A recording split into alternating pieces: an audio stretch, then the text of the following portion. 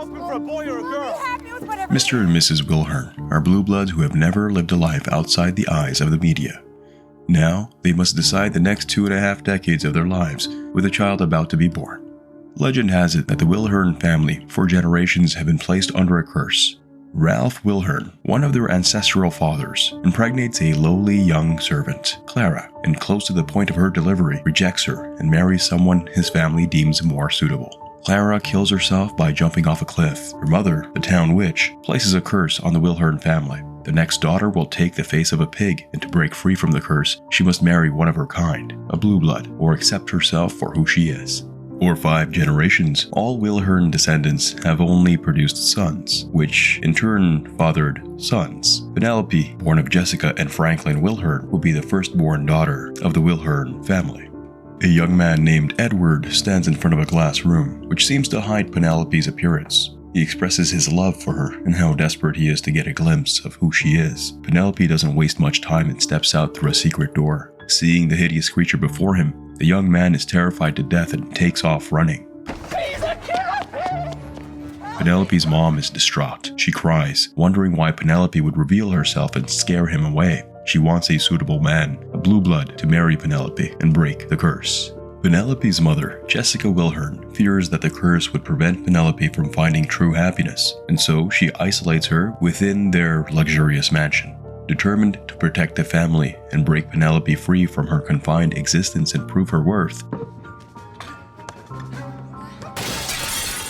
Jessica Wilhern fakes the death of her daughter, even going ahead to cremate her casket. She sets up a new routine for the family. Routines such as meal courses and language use are changed.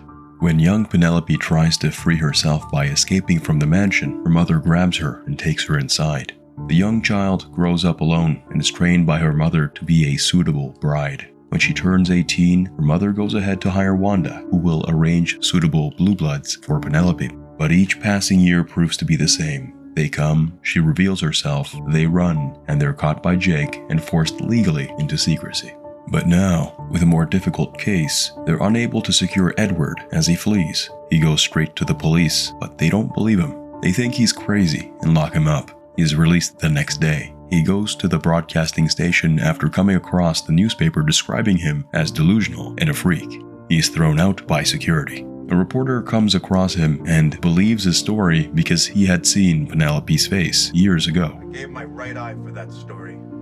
He lost an eye and has his reputation tainted. They team up to expose Penelope's face to the public and clear their name. Edward refuses to go back in, so they find another blue blood, Maxwell Campion, who's an addicted gambler and has lost his family wealth to his addictions. The reporter offers $5,000 and he agrees to work undercover for them. The next day, Max arrives outside the mansion. Edward and the reporter are in a van waiting for him. They give him a jacket that has a camera implanted in it. He just has to raise either of his hands to take a picture. He gets in, and there are a dozen other men in a room waiting for Penelope's appearance. He joins them. Something seems to be wrong with his jacket, so he falls behind the back of a couch to fix it. Penelope seemed to have instructed her mother to gather these gentlemen all at once. Suddenly, she steps out of the room and reveals herself to them. Immediately, they run out of the room, fleeing for their dear lives. Edward and his reporter friend seem to notice. They search for Max among the running gentlemen, but can't find him. Penelope's mother is distressed by her decision to scrap the many options of men left for her matchmaking. As they argue back and forth, Penelope notices Max in the room through the TV. Max tries to steal a book just as her voice comes through the speaker to question him. He plays along, not realizing what just happened a few minutes ago. Did you see? See? You didn't see. I didn't? They talk, and he promises to come back the next day. Penelope is pleased, and so are her parents.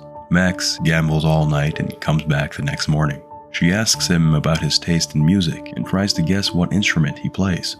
He then tries to entertain her by testing different instruments, in which she realizes he sucks at them all. They play games and talk about their personal experiences. Max thinks Edward's description of Penelope is outrageous and a lie. He thinks highly of her and tries to quit his spy job the next day. He is threatened by Edward to refund the payment for the job. He cannot quit now because he's gambled away everything. When he's inside, he tries to play the piano but misses some notes. Penelope tries to guide him by setting her hands on top of his to show him the right keys. Yeah, it's better. He jumps back in shock. He stares at her for a while, and just as he tries to touch her, he captures a picture of her. Tearfully, she runs away. Her mother tries to comfort her. Wanda leaves the room without a guard on Max, and they realize that Max has just left. Jessica and Wanda run after him. Just as he is about to quit for good, Jessica arrives and recognizes the reporter. She is furious that Max would betray her with the reporter. Max runs ahead of them into the house to confront Penelope. She doesn't care that he's a spy and asks him to marry her anyways. He declines, but doesn't get a chance to say why, as he is sent out of the house immediately. Penelope's heart is broken by this rejection, and she makes plans to escape the four walls of her prison and wander away. She doesn't care if she gets lost or hurt in the act. Penelope finally finds her way away from the mansion and her mother. While she escapes into the city, she disguises herself with a scarf around her face, hiding her appearance.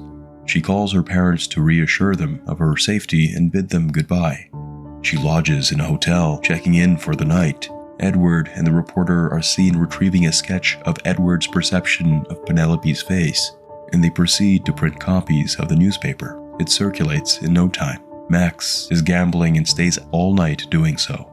Penelope, on the other hand, is delightfully exploring and wandering around the city, making her way to every shop possible. She gets entangled in the things that seem to fascinate her the most, making great use of her mother's credit card. Back home, Penelope's parents have hired an agent to carry out a search on their daughter, but Jessica refuses to give a detailed description of her daughter's face. Franklin is frustrated and shows the agent a picture in that morning's newspaper. Jessica wants to pay for a service but cannot find her card. They head to the hotel where the card was used. Penelope sees them and runs past. They follow, but she escapes through the window. Penelope now knows that she can no longer use that card, so she thinks of a way to get money. She sees the front page of the morning's newspaper and a $5,000 reward for anyone who gets a picture of her. Who is this? She calls the line and negotiates with the reporter to sell her own picture. She gives him an address, delivers the photo, and collects cash from above the bridge.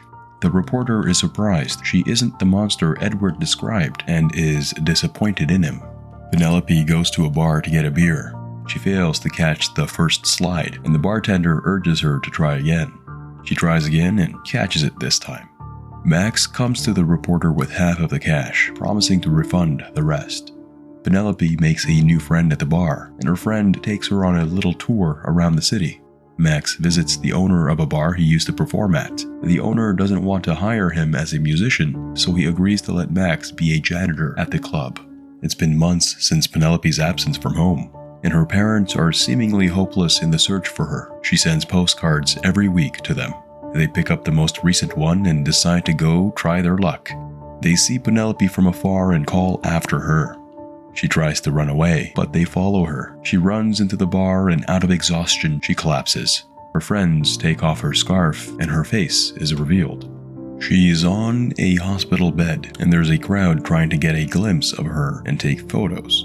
The world seemed to have had a deep warmth of compassion towards her. They finally accept her for her looks, and she now has their attention. Edward doesn't agree with the public. He still thinks she's a monster. His father is furious and commands him to fix the mess he's made. Max tries to get back in contact with Penelope, but it proves worthless. Edward appears back at her house and proposes a wedding with her. Penelope is confused and distraught. Her mother pleads with her to accept the proposal. She warns Penelope that the public doesn't have her best interest at heart and that she must take this chance to break the curse. A call gets through to the reporter of the arrest of Max, and he heads to the station immediately. He gets there and is shocked to see a different person named Max. He thinks it's a mix-up, but discovers that he mistook a man named Johnny Martin as Max, and Johnny played along for the money. There is a gala, and the families of Edward and Penelope are in attendance. Johnny Martin shows up and confronts Edward. Penelope is surprised that they've both met before. Johnny wants to know why Edward would go that far in hurting her. He convinces Johnny that it's what she wants, and there is no one else out there to help her break the curse. The wedding day finally sets in. Edward is disgusted by the fact that he is marrying Penelope. He is reassured by his parents to exercise some patience. Johnny Martin. The reporter shows up, but Penelope and Jessica don't want him at the venue. He drops a file that contains the truth about Johnny Martin. He was never a blue blood, hence his rejection to marry Penelope. Jessica doesn't want to believe that and proceeds with the wedding. Penelope doesn't feel right about everything playing out so fast. While she stands before Edward taking her vows, she feels anxious and doesn't want to go further. No. No! She stops the wedding, tearfully running inside. Jessica follows and tries to convince her otherwise. Penelope finally opens up and expresses the burden she's felt all along and the pain she had to go through to accept herself for who she truly was. After expressing herself, she suddenly collapses. She wakes up later and tries to feel her nose, noticing that the curse has been broken because she, a blue blood, accepted herself. Penelope, from that moment, begins to live in full independence, following a life filled with ambitions. She leaves the mansion for good this time.